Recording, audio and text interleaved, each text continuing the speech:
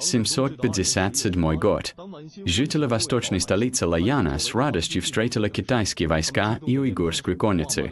В глазах были слезы радости и горя после спасения от гибели, слезы воссоединения с близкими. Но жители Лаяна никак не могли представить, что столь желанные союзники, уйгурская железная конница, от которой зависела их жизнь, разграбят их город.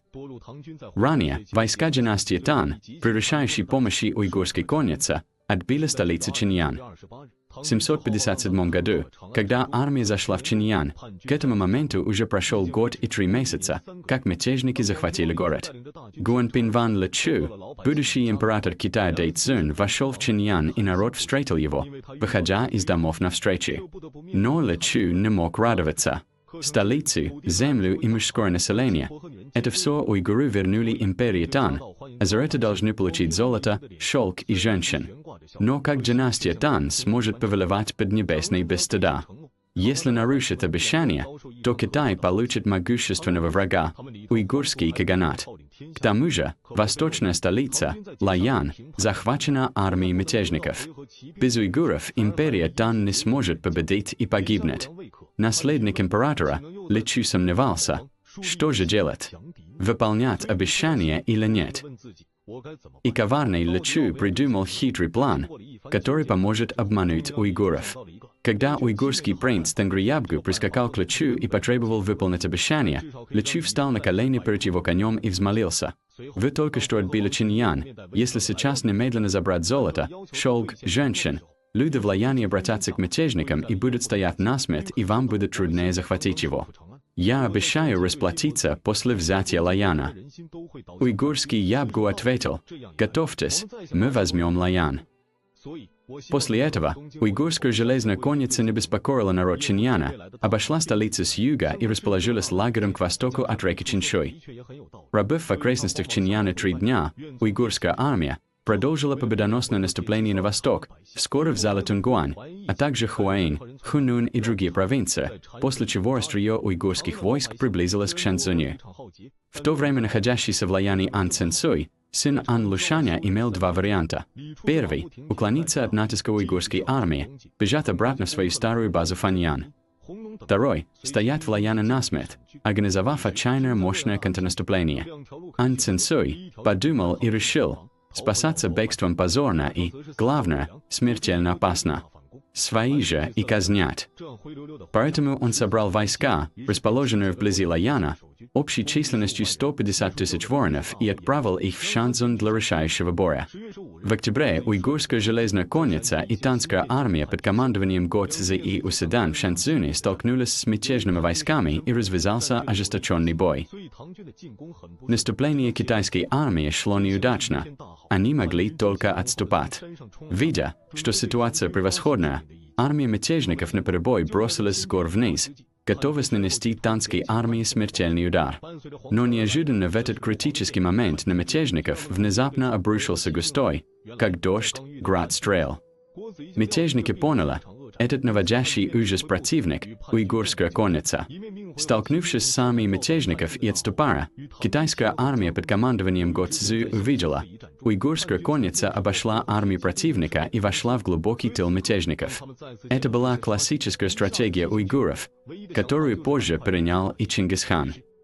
В битве у монастыря Синциса мятежники уже видели внушающую трепет атакующую мощь уйгурской железной конницы. Поэтому, когда они снова увидели эту уйгурскую армию, весь их боевой дух разом исчез, и единственной мыслью было поскорее убежать с поля боя. Мятежные войска разбежались в разные стороны. Но уйгуры окружили их с 2 сторон, и трупы мятежников покрыли всю долину. Из 150 тысяч мятежных войск в живых никого не осталось, а их генералы Ян Чуан и другие были вынуждены бросить знамена и барабаны и бежали обратно в Лаян. Ан Цинцуй, увидев чудом вырвавшегося с поля боя Ян Чуана, понял, что положение безнадежно. 15 октября вместе с Ян Чуаном и другими он бежал из Лаяна и направился в Хэбэй. Перед уходом Ан Цинцуй приказал казнить более 30 захваченных китайских военачальников, включая Гэшу Хан и Чен Цинли, которые умерли так бесславно. Гэшу Хан сдался врагу, и вся его прижизненная слава была уничтожена, а за предательство он получил лишь 1 год жизни. Что касается Ан Цинсуй, сына Ан Лушаня, он тайно покинул Лаян и бежал в Яцунь. По пути мятежники разбегались, и когда он добрался до Яцуня, у него осталось только около 1000 воинов. Все уже видели, что некогда грозный Ан Цинсуй уже как цикада поздней осенью долго не проживет и, приближенная с выражением, оставит тьму и обратится к свету, сдалась империя Тан. 18 октября 757 года уйгурская армия вступила в Лаян. И Чу, видя взгляд уйгурского наследного принца Тенгриябгу, почувствовал сильную головную боль. Уйгуры отвоевали Лаян, и он больше не мог найти причин не выполнять свои обязательства. Он должен расплатиться с уйгурским принцем и его армией. Но он молчал. А уйгурским воинам уже не терпелось. Они остались без награды за освобождение столицы Чиньян. Они не стали ждать согласия китайцев и церемониться, а приступили к традиционному грабежу. Согласно историческим записям, уйгурская конница грабила город Лаян 3 дня, пока местные старейшины не собрали 10 000 рулонов шелка и доставили в руки уйгурам. И только тогда уйгуры, нагруженные добычей, возвратились к себе. В начале ноября месяца этого же года император Суцзун пожаловал уйгурскому принцу Тенгри Ябгу Читала Сигуна, князя верности и справедливости Чиньявана, и пообещал: отныне империя Тан каждый год будет дарить уйгурам 20 000 рулонов шелка. И поэтому с этого момента, вплоть до периода правления императора Уйцзуна, эта статья расходов ежегодно включалась в финансовый бюджет империи Тан. Более того, в 762 году уйгуры снова по просьбе императора Тан направили войска и отбили Лаян, захваченный мятежником Шичиори. Поэтому династия Тан снова пообещала уйгурам, что отныне будет ежегодно покупать у уйгуров 100 000 лошадей, уплачивая за каждую лошадь 40 рулонов шелка.